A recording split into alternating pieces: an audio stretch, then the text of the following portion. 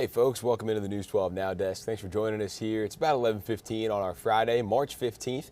We've made it to the end of the week here. St. Patrick's Day coming up this weekend. We are talking about a different kind of green here this morning. We've got our sports director, Dan Booth, and the Augusta GreenJackets new play-by-play man, Noah Adcock-Howeth, joining us here at the News 12 Now desk this morning. If I can get them pulled up, just give me a second. Believe me though, they're here. I'm not lying to you. We are talking Green Jackets baseball today. We got the season kicking off in a couple weeks. First off, Noah, thanks for joining us. How you doing? I'm doing great. Appreciate y'all letting me come on here.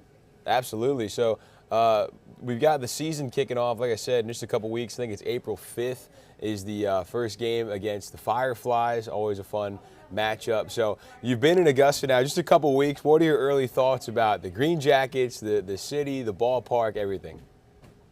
I mean, the ballpark is beautiful. You can tell that it was made new. It's still got all the charm that it had when it opened back in 18, and the organization is great. Everybody is super welcoming. Everybody's on top of things.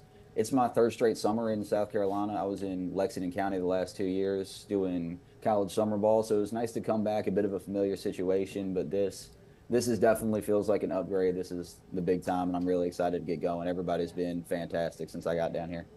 Yeah, I want to talk about your journey and your job a little bit. So if you could just kind of tell us what you do with the team. Yeah, so it's completely different now versus how it'll be when we get games. I got the best view in the house for all 132. I'll be on the radio for all 132 games. We live stream all 66 home games on MILB TV, which is a lot of fun. And then I'm handling the game notes, the media relations, a little bit of marketing, a little bit of sales, just however I can make myself useful until first pitch is thrown. But whatever comes out content-wise from us, it usually ends up stemming either behind the camera or on air. It tends to come through me and the rest of our amazing marketing team. So that's the big difference since I've been down here is the amount of things that you do when you're not on the air. So it's been fun in these first couple weeks getting a feel of exactly what that looks like and really starting to touch down on some of the big projects between now and opening day. And I was a sports management minor in college, and one of the big things they told us was minor league baseball is the way to go to get your foot in the door, to learn everything there is to know about everything. Because you do the radio, you do the play-by-play, and a lot of people want to get into that, and they think that that's the only job they have. But you just said you're going to be doing a little bit of everything for the Green Jackets. So is this a route that you saw yourself taking coming out of school? You wanted to get into minor league baseball, or did you want to go play-by-play, and this was a first step? How did you get here? I kind of knew the last couple of years that this is what I was looking for. I started doing play-by-play beginning of my junior year of college, and I played baseball all 4 years of college. I played up through high school. I played the D3 level, so I knew that I wanted to stay in baseball in some capacity. So when I graduated, we got to the off season and the hiring process. I was looking for somewhere preferably affiliated where I could get on the air, but also I knew that I was still a little green, and I definitely wanted to learn all the pieces that you get when you're involved in a minor league front office. And that was one of the things that was really exciting about Augusta is they weren't going to compartmentalize you and just stick you in the corner of the press box, and when it was your turn to speak you could, but you were just waiting on game day. It's been really nice to get to learn so much about the sales side and the marketing side and the promotions and just increase what I already knew about media relations and broadcasting. So I knew that this is where I want to start. Obviously play by play is my passion, and baseball specifically, so I'm excited to grow on that end, especially once the games start. But I knew minor league ball and everything that came with it is exactly what I wanted to do. Yeah, and this is a great way. Great place. Like you said, ballpark's awesome. The city really buys into the team. We usually get great attendance at those games, so it's always a fun time. What are some big things we should be looking out for this year from the Green Jackets, either storyline-wise with the players or with the season as a whole? What are you looking out for? Yeah, we're waiting. Next couple of weeks, we should start to know who our guys are going to be coming in. They're finalizing the rosters down in Northport.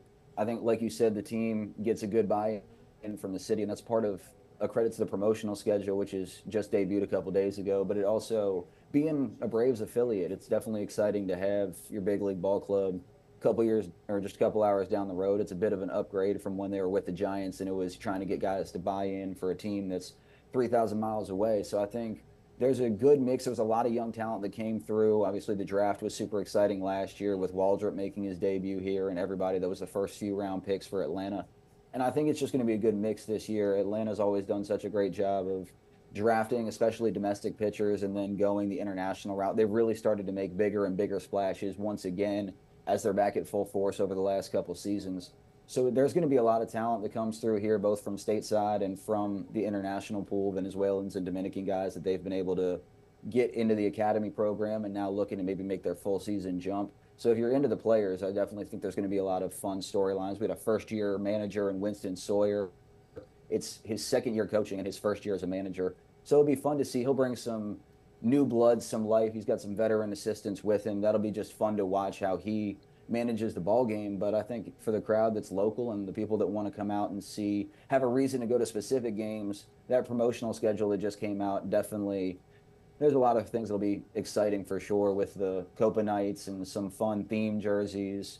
Have Spider-Man coming to the ballpark, Bluey coming to the ballpark. Like, there's a lot of cool things going on out here that definitely make it, no matter what draws you to a minor league game, we're going to have it. And like you said, and I said, this is one of the most beautiful ballparks in the Carolina League. I don't know where else you'd rather see a ball game. Yeah, and you mentioned a couple guys, Atlanta being good at drafting, and you could see some future MLB stars. Spencer Strider got his start here. Vaughn Grissom, who's been sort of between AAA and the majors, got his start here. And so you don't have to travel too far to see some of Atlanta's bright young stars. Dan, you got any questions for Noah here?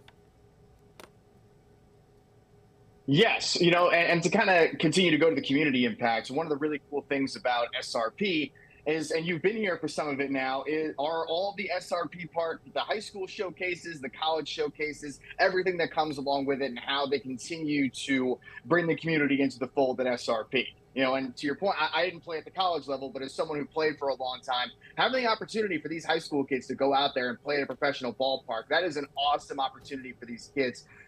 How special has it been for you to kind of see the growth and the opportunity of what you've seen with some of these kids out there and everything that comes with these opportunities? Oh, it's been fantastic. I think they really buy in here. Sometimes you're at a nice ballpark or a college or pro stadium for a showcase or something like that over the summer, and it's bare bones. You get all the big empty seats, and it still feels special. But the production team here has really made an effort to put the video board and the walk-up songs and all that, and the community comes and supports. So it's definitely, I remember playing in Showcase, and when our high school got to play up in Bowie, Maryland, and play at the Bay Sox Stadium, stuff like that, it feels a little bit more important. It feels a little bit more exciting. So it's definitely, that was something I was really excited as soon as I got down here. And even when I was going through the hiring process of how committed to the area, and not just Augusta and North Augusta, but all the way around the CSRA, the way they've been able to get people to buy in and give back to the community. I love that. And then when we had the college games here, Augusta and Aiken coming up in a couple weeks is going to be a lot of fun. But the atmosphere the ballpark brought in for Georgia Southern, and for Georgia State, South Carolina, it was exciting to see that this ballpark can really get raucous and be at the top tier of entertainment when it's not just 4th of July, opening day, all those big ones that we know will draw the Green Jackets fans in. But seeing whether it's Georgia fans, whether it's local people, high school kids, there's been a buy-in, like you said, all the way around, wherever there's a big event here. We've got stuff going on outside the window right now. Augusta University doing their match day for their med school kids. So it's not just the baseball that happens here, and that's what really makes it exciting, is it really has been a community space. And to kind of hit on something you hit there, with the high school front, North Augusta and Harlem are playing next week, and that's a fun matchup. I was at that game last year, down to the wire, list goes on. Harlem went on to win the state championship last year, and they're currently nationally ranked, and North Augusta always puts a good product on the baseball field. So, it's something to look forward to for next week. And then the energy, you hit on it, the energy that comes with the college teams coming to town, especially with the Dogs, knowing how much of a following for Georgia there is here in Augusta, and then for the Gamecocks as well, and Georgia Southern, and Georgia State, and Georgia Tech, and Clemson, all these different teams that we have a big college town here for. If you could explain the energy that came with South Carolina and Georgia being there, knowing that South Carolina is ranked right now in baseball and knowing what Georgia is like in general, just can you describe to people what that energy was like in the ballpark those nights? Because it is a fun environment to be a part of for sure.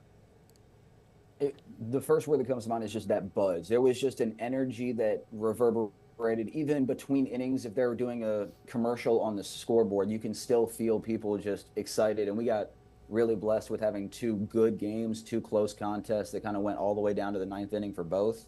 And you bring that kind of talent, you bring those fan bases.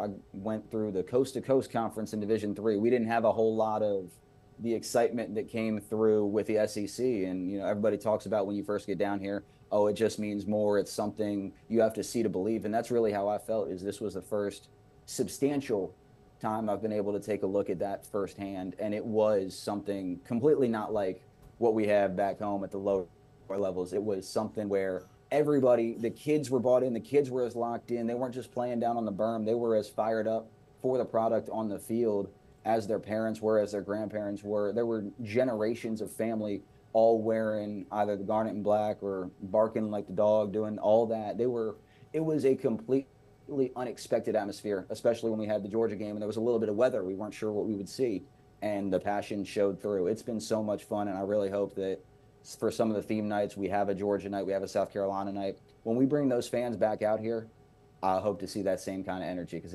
it makes the night exciting.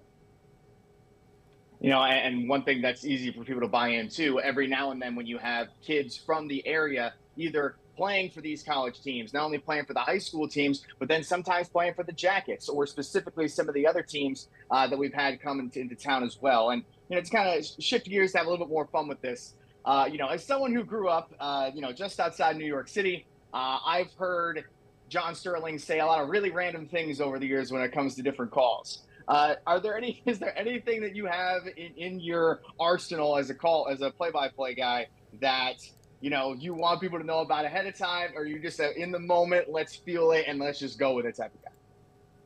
I'm definitely more of an in the moment guy. One of the guys that's mentored me, he said, don't give yourself a catchphrase. All the good ones are taken. And I think there's certain guys that have made that true. But I will say, for the people that are going to tune in, there are guys that will do this job very well, that will tell you all the stories, and they want to read off the bios and tell you their player's favorite color and favorite TV show.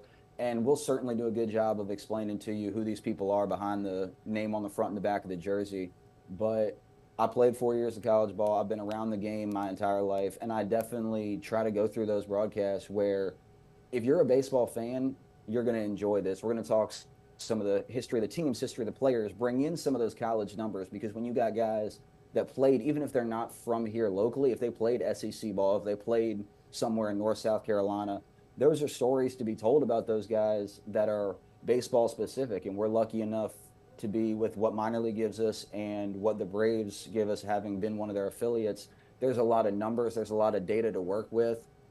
I promise it won't be too stat heavy, no StatCast broadcast, but there are some of those numbers. The more information you have, the more you can kind of learn something about the ball game. And we got 132 games to get through, so I promise y'all there'll be something that you take away about the game of baseball. There's definitely going to be a focus on the game, and I'm excited to bring forth that knowledge and engage with the fans and really make it something where you feel like you enjoyed it and you were entertained, but also you figured something out, whether about the game, the players, the team, that you didn't come out with before. Yeah, man. Listen, I'm looking forward to it. It's going to be a lot of fun. And, out of curiosity, what positions did you play, or position did you play in college? I pitched in college. I've got the torn UCL and the torn labrum to prove it. There's a lot of creaks and squeaks that come out when I get stretching out of the bed in the morning, but you understand why people get that excited for it, and that's why we try to, some of those games that maybe aren't SEC, but when Augusta and Aiken come to town, I know firsthand how much those rivalry games mean to those guys and how it feels to be on the mound and have a completely different backdrop. You're used to maybe a tiny brick press box and 5 rows of stands behind home plate, and now you got the suite level in the press box and everything here that makes it a completely different environment to throw in. So I pitched for 4 years. I enjoyed every second of it, but I'm excited to be on this side of the air. It's strange. This is the first time, I think, since I was 4 years old that a spring has rolled around and I haven't had a uniform from T-ball all the way through college. But it's fun, it's exciting, and I can't wait to see what these guys put on the field. Yeah, right after my senior year of high school, I tore my labrum and my rotator cuff in my throwing shoulder, so I feel you on that one. But yeah, man. Nick, you got anything else? No, I think that's it. No, we really appreciate the time this morning, and look forward to seeing the Green Jackets and hearing you on the air for, what'd you say, 66 home games, I think you said? Yep, And then 66, April 5th. 132. First time in about 5 years we've kicked it off at home, too. I'm excited. We get to get a few games here before Masters Week, and they send us on the road. It'll be a nice start. Yeah, I was wondering about that because I figured we would be on the road to start, and then I saw that opening day at home, April 5th. So, going to be a fun one. Really looking forward to it. Noah Adcock-Howeth, the Augusta GreenJackets' new play-by-play man for the year. Appreciate you joining us this morning, Noah. Thank y'all for having me. Can't wait to get going. Absolutely. Have a good one, guys. All right, we appreciate Noah's time this morning. Kind of a first for us. We don't usually get play-by-play guys or behind the scenes, so it's pretty cool. Usually we do a lot of coaches and players and former Augusta stars, so that's cool to see somebody new to the area and get that perspective. So thanks to him for his time and you guys for tuning in. Hope you enjoyed this. We got the midday newscast coming up at the top of the hour. I'll see you back here on Monday for some more News 12 Now. Have a great weekend. Stay dry. Happy St. Patrick's Day.